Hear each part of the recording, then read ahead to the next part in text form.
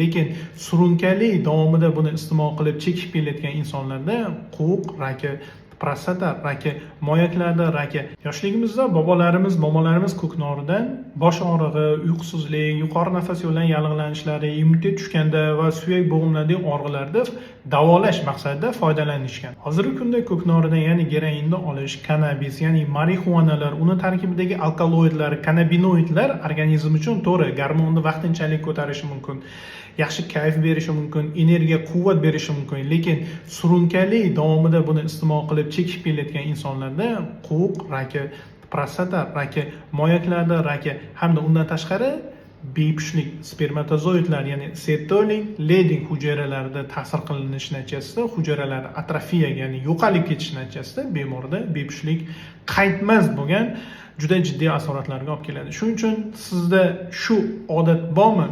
Unda vaqtida to'xtatish kerak, sababi sog'liq uchun juda ham xavfli.